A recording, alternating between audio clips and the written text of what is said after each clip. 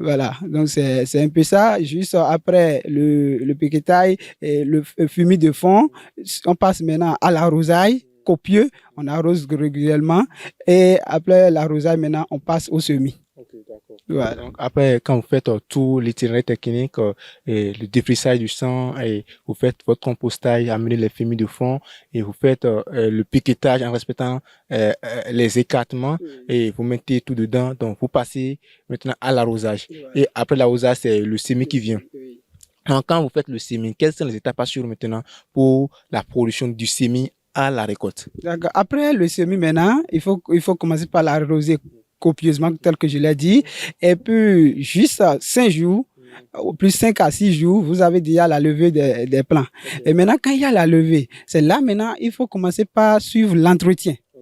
Passer, voir si peut-être des plants, il n'y a pas de plants, des graines qui sont germées, ou bien il y a des plants qui sont germés pourris, pour ceux qui n'ont pas bien fait le travail qu'il a dit tout à l'heure.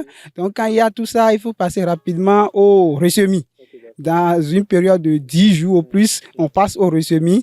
Et après le ressemis, maintenant, il faut commencer par faire l'entretien. C'est-à-dire, on ne va pas laisser les herbes dans le champ de cornichons. Il faut désherber de temps en temps et passer encore à l'amendement. Juste après 15 jours du semis, on passe maintenant à l'amendement. Il faut faire le premier apport. Et si vous êtes toujours dans l'écologie, vous pouvez faire encore apport de compost. Si vous êtes dans le conventionnel, vous allez faire apport de l'engrais NPK. De l'engrais NPK chaque 15 jours. Maintenant, après le 15 jours encore, vous faites encore de l'apport NPK. Voilà, donc c'est ça, il faut évoluer jusqu'à atteindre 37 jours pour commencer la récolte. Pour le petit cornichon, mais pour le cornichon de 20 à 30 cm, il faut passer jusqu'à 40 à 45 jours avant de commencer la récolte pour avoir la pré-récolte. Ok, d'accord. Et pour vous avez parlé de la récolte, et j'aimerais savoir quand on veut faire la récolte, et comment sait-on que le cornichon que j'ai là, c'est à l'étape et je vais déjà récolter ça?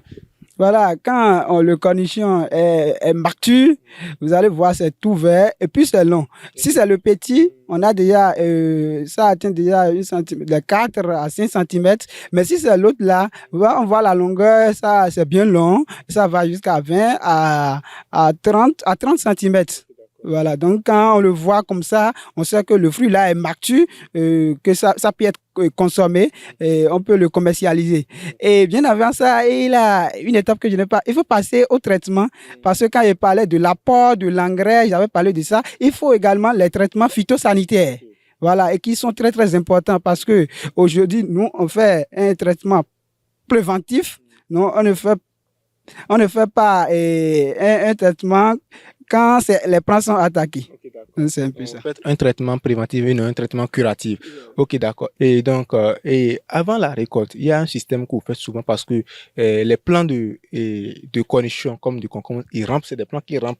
Donc, comment se fait le tutorage de ces plants-là? Parce que on m'a toujours dit que plus le tutorage est haut, plus vous allez bénéficier des fruits.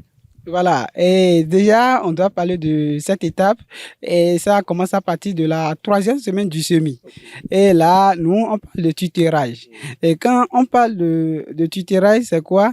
Et vous voyez des bambous qui sont déjà plantés à 9 plants. Chaque 9 plants, il y a un bambou qui est planté. Et bon, on le fait aussi des fois bien serré pour que déjà 4 à 5 plants, on a toujours aussi de bambous plantés. Et pour le tutorail, il y a plusieurs manières de le faire. Nous, on le fait avec ficelle. On le faisait avec des branches de palmier. Et puis, il faut les mettre debout et au niveau du plan et il faut les attacher chaque fois le plan contre les branches de palmier. Mais ici, maintenant, nous avons le système de ficelle.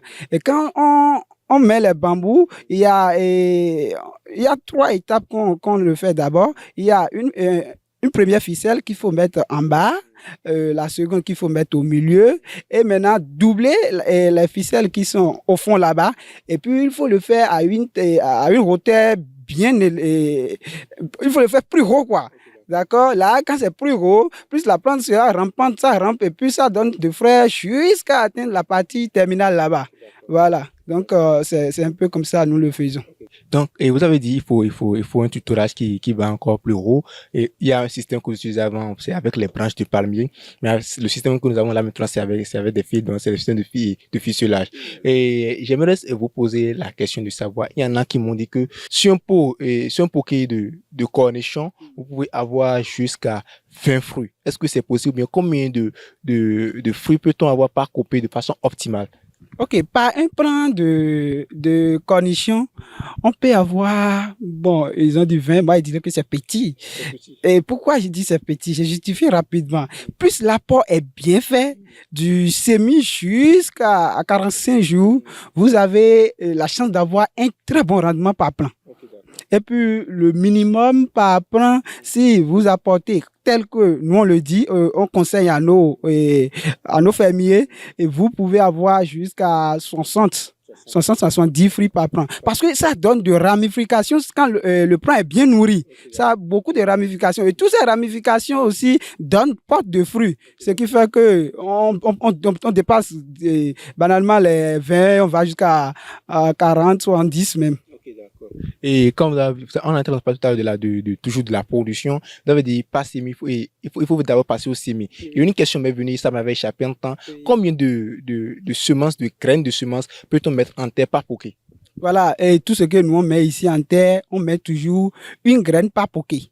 Et on ne met pas 2 graines par poké parce que d'abord la graine est chère. Donc on met une graine par poké pour éviter la compétition. Si vous mettez ensemble 2 ou bien 3 graines par poké, vous allez voir, les plantes vont se compétir. Et puis quand ça se compétit comme ça, le rendement chute. Donc, il faut mettre une graine par poké. Est-ce que vous conseillez? Et vous avez parlé tout à l'heure qu'il y a des ramifications et autres là. Dans toutes ces ramifications, je sais qu'avant qu'il y ait formation des fruits, il y a d'abord la pollinisation. Donc, il y en a qui font la pollinisation manuelle, mais comment ça se passe ici avec la pollinisation des fleurs pour avoir la formation des fruits? Voilà. Et souvent, les semences que nous avons actuellement, ce sont les semences qui n'ont même pas de fausses fleurs. Parce que chaque fois, vous verrez que chaque fleur donne de fruits. Tandis que dans des années passées, nous recevons des semences et ces semences donnent de fausses fleurs. C'est-à-dire, il y a fleur mâle et puis il y a femelle. Mais actuellement, les semences que nous recevons, apparemment, nous donnent tous de fleurs et ces fleurs donnent aussi également de fruits. Maintenant, et la pollinisation, vous avez posé et vous demandez comment ça se passe. Il y a un produit que nous utilisions naturellement aussi. Il y a la nature qui permet aussi la pollinisation, mais il y a des produits aussi qui assimilent aussi la pollinisation. Il y a un produit que nous appelons cas optimal et quand vous l'utilisez déjà à partir de 3 semaines de votre semis, et vous verrez qu'il y a déjà les antennes des cornichons qui sortent et ces antennes qui rapidement s'attachent aux ficelles. Si vous voyez déjà ces trucs-là, ces antennes, il faut rapidement passer à l'utilisation de cas optimal. Et quand vous l'utilisez rapidement, vous allez voir que ça fleurit beaucoup et puis on n'a pas de faux faire. La pollinisation est très rapide. Donc, et il y a la nature qui s'occupe de faire une partie, mais aussi et cas optimal que vous utilisez pour accélérer la pollinisation de ces fleurs. Ok, d'accord. Merci beaucoup pour ces éléments de réponse. Et j'aimerais vous poser une question. Quand on est en production, il y a toujours des attaques qui viennent et autres là. Vous avez dit, vous faites la prévention curative, mais c'est pas pour autant que vous ne connaissez pas les maladies. Donc, quelles sont déjà ces maladies, mais c'est ces attaques qui attaquent votre production? Voilà, quand nous parlons qui parle de cucurbitacées, c'est-à-dire de cornichons et puis tout ce qui sont de la même famille que le cornichon, il y a une maladie que nous appelons le mildiou. Et cette maladie, si vous ne faites pas attention, c'est que rapidement, ça peut terminer avec vos sites. Et pour l'éviter, il faut d'abord respecter le temps de l'arrosage. Il ne faut pas venir à midi pour dire que je vais arroser mon champ de cornichons, mon champ de concombres. C'est pas conseillé. Il faut arroser très tôt le matin et il faut aussi souvent ce que nous on fait ici à la ferme agroécologique, c'est que nous faisons le traitement préventif. C'est-à-dire, on ne va pas attendre le ravageur avant de commencer par traiter. Parce qu'il y a les insectes que nous appelons les coléoptères aussi au début qui dérangent tellement aussi les cornichons. Il y a aussi aussi les acariens. Et quand vous ne traitez pas rapidement, vous allez voir que les feuilles vont se rabougrir et rapidement ça va s'attaquer et ça va chuter votre rendement. Donc pour tout ça, et quand je viens sur le plan écologique, la première étape ce que nous on fait au primo, c'est que nous utilisons les feuilles de Nîmes avec les feuilles de papaye, on triture et puis 112 heures après, nous passons au traitement de nos cultures. Et puis quand on rentre dans le conventionnel, il y a beaucoup d'insecticides qui nous aident. Et pour avoir un très bon, pour faire fuir à tous ces ravageurs, il y a le lambda, il y a le lambacé, il y a aussi le pacha, donc il y a tout ça là. Mais il y a des doses qu'il faut utiliser. Quand vous utilisez, quand vous surdosez, vous allez voir que vous n'aurez pas le bon résultat et binalement, vous pouvez aussi détruire vos plants. Donc, il y a de ces produits-là de façon conventionnelle que vous utilisez, mais de façon écologique aussi. Il y a les feuilles de Nîmes que vous utilisez pour pouvoir faire face à ces ravageurs qui dérangent votre exploitation.